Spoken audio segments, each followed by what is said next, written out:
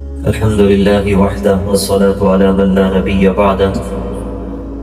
آپ حضرات کے سامنے حسب معمول انشاءاللہ رمضان کے مہینے میں جو رات تراویح میں پارہ پڑھا جائے گا اس کا مختصر خلاصہ آپ حضرات کے سامنے فجر کی نماز کے بعد بیان کیا جائے گا۔ اللہ تبارک و تعالی سے دعا ہے اللہ استقامت عطا فرمائے، اللہ تبارک و تعالی ہمیں اس پر عمل پیرا ہونے کی توفیق عطا فرمائے۔ ویسے تو قرآن ایک وسیع اور عریض سمندر ہے، اس پہ جتنے غوطے لگائے جائیں ہر مرتبہ ایک نیا موتی ملتا ہے، اس کی کوئی انتہا ہمیں نظر نہیں آتی۔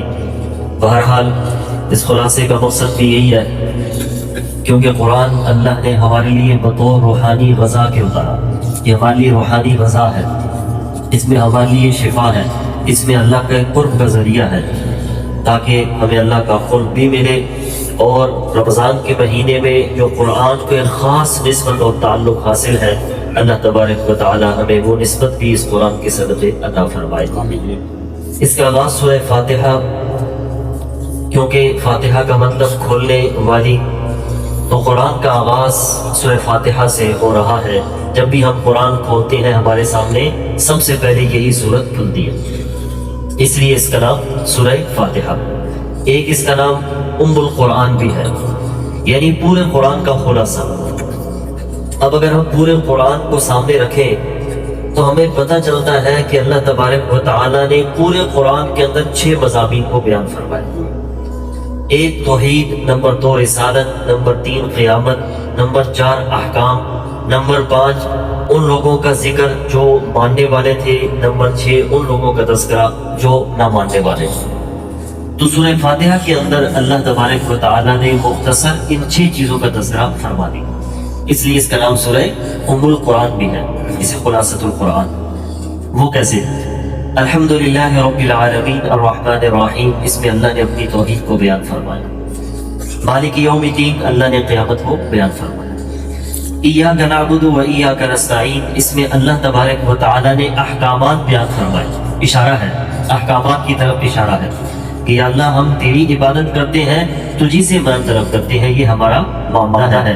اہدنا الصراط المستقیم صراط الذین انعمت علیہم، اللہ فرماتے ہیں کہ اللہ سے سیدھا راستہ مانگے۔ کون سا راستہ؟ جو جن پر اللہ نے انعام کیا ان لوگوں کا راستہ۔ اب اس میں رسالت کا تذکرہ بھی ہے، اس کی طرف اشارہ بھی ہے، اور نمبر 2 ان لوگوں کی طرف اشارہ ہے جو اللہ کے ماننے والے ہیں۔ اسی طرح چھٹی چیز غیر المغضوب علیہم ولا الضالین، ان میں ان لوگوں کا تذکرہ ہے جو اللہ کے نہ ماننے والے ہیں۔ جو ماننے والے تھے اللہ ایک لفظ لے کر آیا انعمت علیہم، جو نہ ماننے والے تھے اللہ 2 جملے لے کر آئے غیر المغضوب علیہم ولا الضالین۔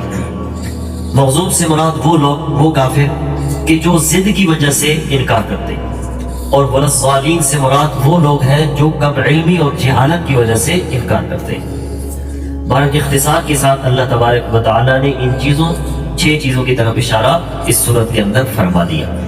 اگلی سورت سورہ بقرہ، بقرہ کا کیا گائے کو اس میں تذکرہ ہے، اس لیے سورت کا نام رکھا گیا۔ اس کے آغاز الف لام میم سے ہو رہا ہے، یعنی حروف مقطعات سے۔ مقطعات کا مطلب کیا ہے؟ جدا جدا، الگ الگ۔ تو حروف مقطعات جہاں بھی آتے ہیں یہ ہمیشہ الگ الگ ذکر کیے جائیں گے، جیسے ہم کہتے ہیں الف لام میم، جدا جدا ہے۔ اور یہ حروف مقطعات کا صحیح معنی اور مطلب آج تک کسی کو معلوم نہیں۔ یہ اللہ نے حروف مقطعات کا علم مخفی رکھا، کیوں؟ اصل میں کفار کو، مشرکین مکہ کو یہ باور کروانا تھا کہ یہ قرآن اللہ کی کتاب ہے، یہ اللہ تبارک و تعالیٰ کے علم پر محیط ہے، ہر آدمی اس کا مقابلہ نہیں کر سکتا کیونکہ اللہ کی وحی ہے۔ کیونکہ مشرکین کفار عرب یہ مانتے نہیں تھے، کہتے تھے قرآن اللہ کی کتاب نہیں ہے، یہ رسول اللہ صلی اللہ علیہ وسلم کی اپنی بات ہے۔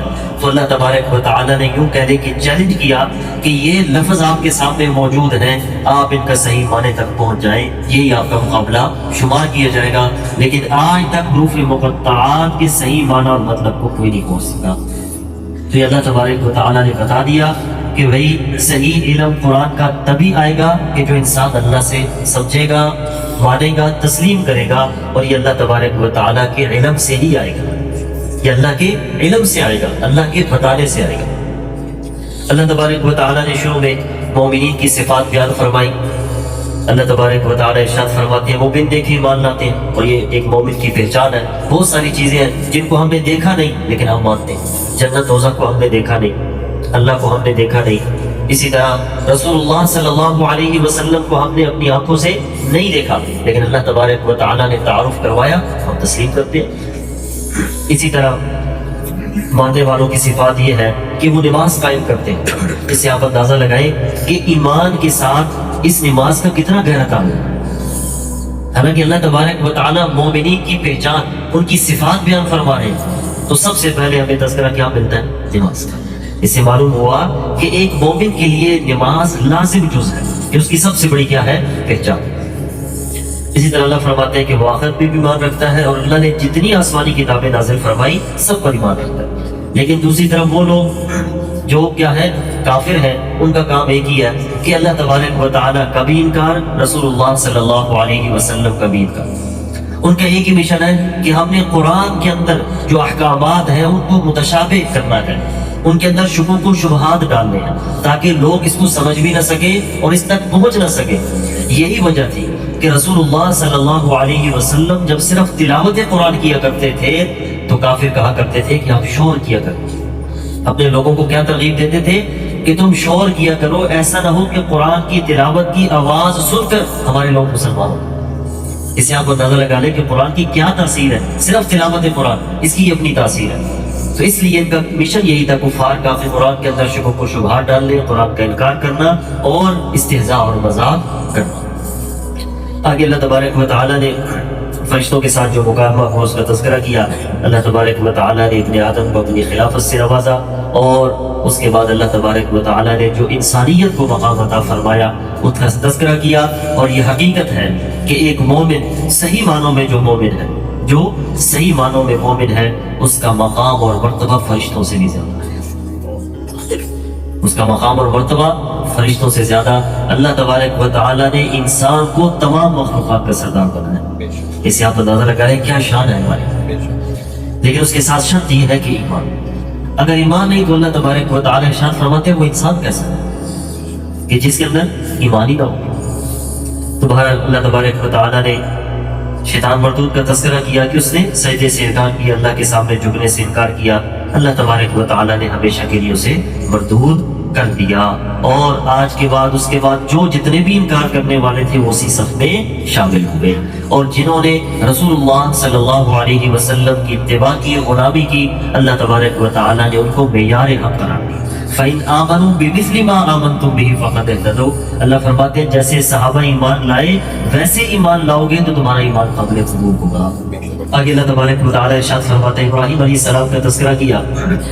یہود کہتے تھے کہ ہم ابراہیمی ہیں، ہم ابراہیم کے ماننے والے، ان کے نقش قدم پر ہیں۔ تو اللہ تبارک و تعالیٰ نے جواب دیا کہ بھئی تم ان کے نقش قدم پر کیسے ہو؟